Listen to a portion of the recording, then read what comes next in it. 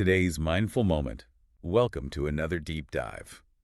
Have you ever, really craved something you just couldn't have? Like something that was just out of reach? Oh, yeah. We're going to explore that feeling today Okay. through Roald Dahl's Charlie and the Chocolate Factory. Ah, It's not just a sweet childhood memory, though. right. It's deeper than that. Mhm. A story with symbolism, social commentary, Yeah. the kind of thing that sticks with you no matter how old you get. Makes you think. Exactly.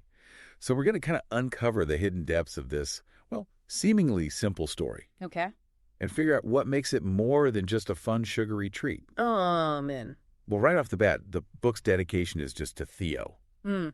which is kind of mysterious. Right? You see Makes you wonder what their connection to the story is. Exactly. Plus, the Sunday Times called it one of the most popular children's books of all time. Wow. And the illustrations, Quentin Blake, Oh, yeah. so iconic. The best. He wasn't just Dahl's favorite illustrator, though. He was the very first children's laureate. I did not know that. Now, Dahl drops us right into Charlie Bucket's world, and it's not pretty. Oh. Like, imagine living in just one room with your parents, A&D, all four grandparents, Wow. all crammed in there. And they're barely getting by on what Mr. Bucket makes at the toothpaste factory. That's rough. It's a bleak. Their meals, bread and margarine, boiled potatoes, Yeah. cabbage soup. Oh, man. Nothing like the abundance of that chocolate factory, which is always there, looming over them. Like a constant reminder of what they're missing. Right. It's not just telling us about their poverty, No, you feel it. Dahl makes us feel it. Uses all those sensory details, like the hunger, the cold, the weight of constantly wanting, Yeah, I get that. Charlie walks by those factory gates twice a day, just breathing in that chocolate. I bet that smell is amazing. It's intoxicating, almost like a physical ache, Oh, yeah. That longing. And it just highlights everything he doesn't have. It's like right there, but so far away. Exactly. And then there's Willy Wonka.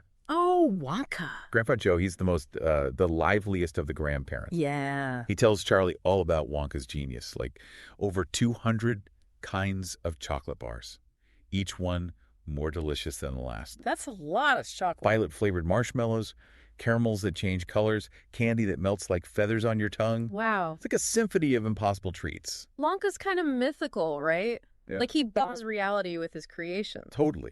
Pure imagination. Oh. Such a contrast to Charlie's life. Yeah, night and day. And remember that story Grandpa Joe tells about the Indian prince Remind me. who asked Wonka to build him a whole palace made of chocolate. Oh, yeah. Chocolate bricks, chocolate cement, even the taps ran hot chocolate. That's It wild. captures Wonka's extravagance, but, But what? well, the palace melted in the sun, Oh. showing that even the most fantastic things have limits, Yeah, true. Almost like a hint about the dangers of going too far. Then, bam, Here we go. factory shuts down. What? Rival chocolatiers, they were jealous. They sent spies to steal Wonka's recipes, so he just disappeared. Wow. Years go by. Silence. The factory stands there like a lost dream. Dahl's good at that, huh? Like building the mystery. Oh, he's a master. And then people see tiny shadows moving inside. Kooky. What's Wonka been up to? Good question. And just when all hope seems lost, there's an announcement. Okay. The Golden Ticket Contest. Ooh, the golden ticket. 5 tickets hidden in Wonka bars all over the world. Find one, you get to go into the factory, win a lifetime supply of sweets. The lifetime supply. A lifetime. Man, that would be the dream. It's like he knew exactly how to get everyone's attention. Oh, yeah, pure genius. Tapping into those deep desires, The thrill of winning. Scarcity. And chocolate. So much chocolate. Can't forget the chocolate. The world goes crazy. Right. People buying Wonka bars like there's no tomorrow, just hoping for that golden glint. I'd be buying them too. It's a global obsession. And then, one by one, we meet the winners. Oh, the winners. And they're each kind of extreme. In their own way. First, Augustus Gloop, Augustus Gloop. the kid who eats nonstop. Like all he does is eat? Pretty much. Then there's Veruca Salt, Spoiled, I bet. spoiled rotten. Her dad had his peanut factory workers unwrapping bars for her, just hoping to find a ticket. Oh, come on. Then there's Violet Beauregard, Beauregard. Like chewing gum. the champion gum chewer. Always got to break records. Competitive much. And finally, Mike TV, That's a good name. glued to the TV all day long. Those kids are something else, huh? They're like walking cautionary tales. Yeah, what happens when you only care about yourself? Exactly. And then there's Charlie. Charlie, our guy. He's different. How so? Remember that one birthday bar of chocolate he gets every year? Yeah. He makes it last a whole month, Really? savors every bite, even shares it with his family. What a contrast to the other kids. He's not greedy or anything. Just loves chocolate. Pure love for chocolate. And then, miracle of miracles, he finds a golden ticket. He does. Finds 50 pence on the street, buys a Wonka bar. Bam! Golden ticket. Wow, talk about lucky. It's like proof that good things happen to good people. I like that. Makes you feel good. Right. February 1st rolls around. Charlie and Grandpa Joe, they show up at the factory gates with the other winners. Must have been quite a scene. Total chaos. Reporters, crowds. Everyone wants to see those lucky kids. And those kids. They must have been a sight. Oh, yeah. I mean, Violet's still blue from that gum that turned her into a blueberry. I forgot about that. Augustus, well, he's surprisingly thin after that chocolate river incident. Makes sense. Veruca's probably still covered in whatever she found down that garbage chute. Yuck. And Mike, stretched tall as a beanpole after that TV chocolate experiment. Oh, man, that's a lot to take in. And then the gates swing open. Willy Wonka himself in all his glory. How's he dressed? Picture this.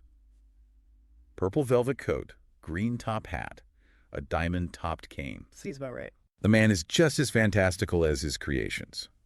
Greets each kid with this big, over-the-top welcome. He loves it, huh? He's orchestrating the whole show, leads them into the factory, promising all sorts of mystic and marvelous surprises. Intriguing. And the factory. It's a maze of crazy rooms, Oh. each one weirder and more wonderful than the last.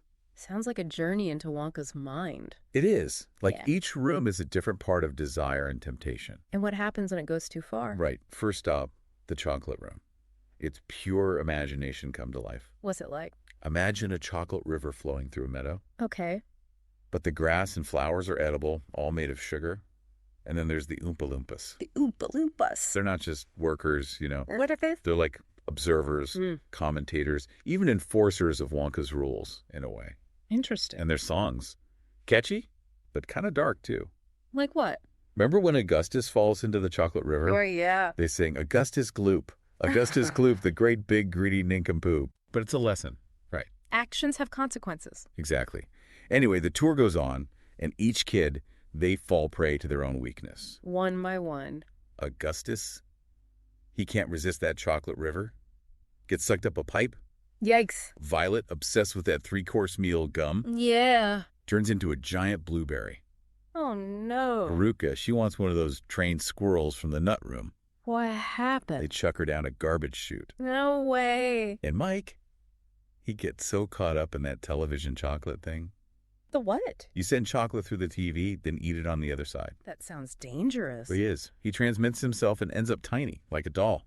Wow. So they all messed up. Yeah, they didn't listen to Wonka. They let their desires control them. What about Charlie?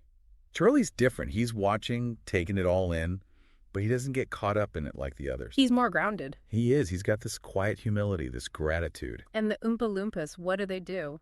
They sing about each kid's downfall.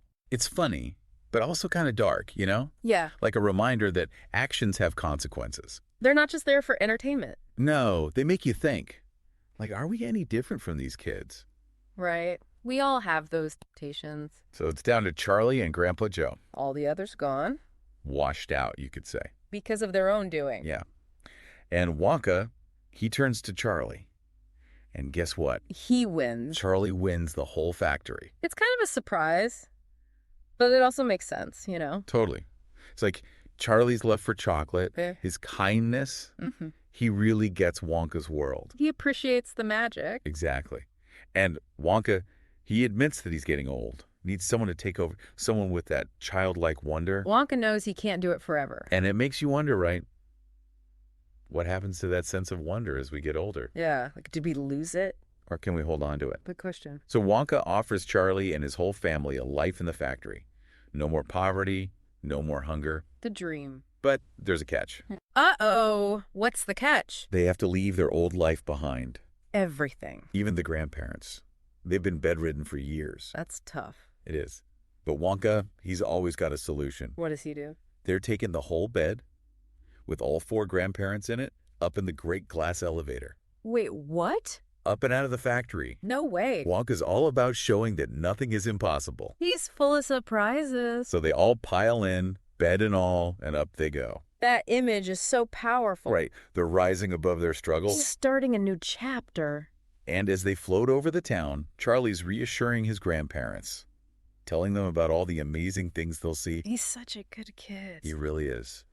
You know, Charlie and the Chocolate Factory, it's a classic for a reason. It gets to you. It shows us our desires, our fears, our hopes. Makes you think about what you want. And it reminds us that even in a world that can be pretty messed up, Yeah. kindness and imagination, they matter. They win in the end. What did you think? What stuck with you the most?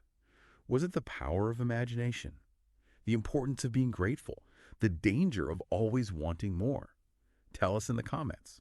And make sure you read Charlie and the Chocolate Factory if you haven't already, or give it a reread. You might find something new.